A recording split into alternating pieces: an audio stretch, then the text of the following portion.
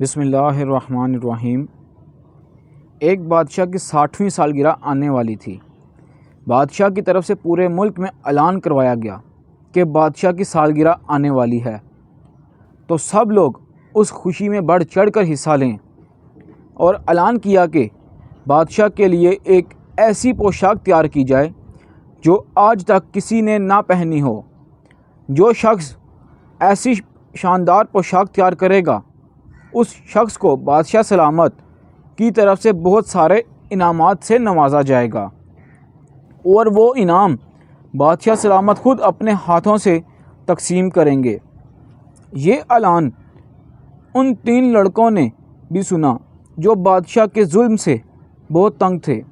یہ تینوں لڑکے بہت ذہین تھے اور چالاک بھی تھے۔ انہوں نے وزیر سے کہا کہ بادشاہ سلامت کو ہمارا پیغام پہنچا دیں کہ ان کے لیے یہ پوشاک ہم تینوں تیار کریں گے۔ جب یہ خبر بادشاہ تک پہنچی تو بادشاہ بہت خوش ہوا۔ تو پھر وہ تینوں بادشاہ سے کہنے لگے کہ اس لباس کو تیار کرنے کے لیے بہت زیادہ خرچہ آئے گا۔ ہم ایسا لباس تیار کریں گے جسے آج تک کسی نے دیکھا بھی نہ ہوگا۔ جب ہمارا تیار کیا ہوا لباس دنیا دیکھے گی تو سب لوگ آپ کی تعریف کیے بغیر نہ رہ سکیں گے، لیکن جھوٹے، بے ایمان اور فریبی شخص کو یہ لباس نظر نہیں آئے گا۔ یہ لباس سونے کی تاروں سے تیار ہوگا اور اس پر ہیرے جواہرات سے کام ہوگا۔ تو بادشاہ نے انہیں اس لباس کو تیار کرنے کی منہ مانگی رقم دی۔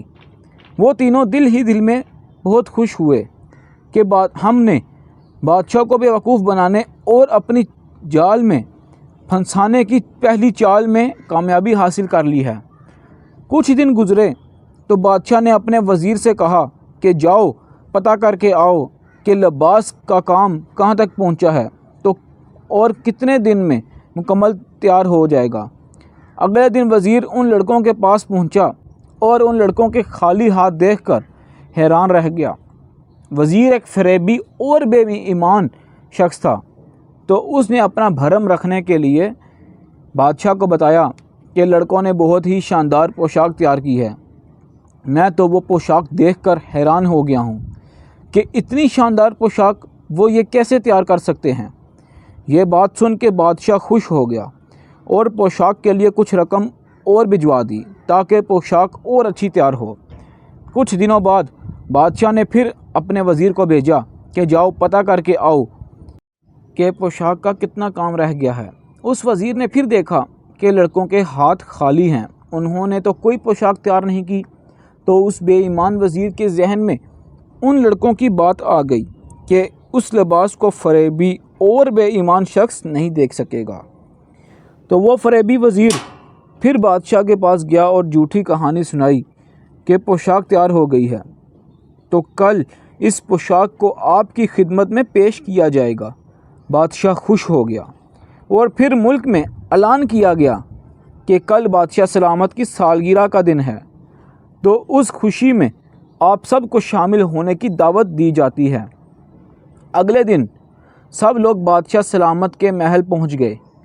بادشاہ بھی اپنے تخت پر بیٹھ گیا اور ان 3 لڑکوں کا انتظار کرنے لگا۔ دیکھتے ہی دیکھتے وہ تینوں لڑکے محل کی طرف آتے ہوئے نظر آئے۔ ان کے ہاتھ میں ایک صندوق تھا، تو سب بہت خوش ہوئے کہ بادشاہ سلامت کی پوشاک آ گئی ہے۔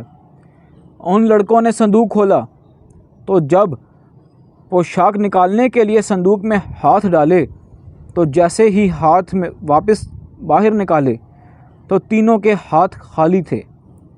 بادشاہ حیران و پریشان ہو گیا کہ ہاتھ تو خالی ہیں۔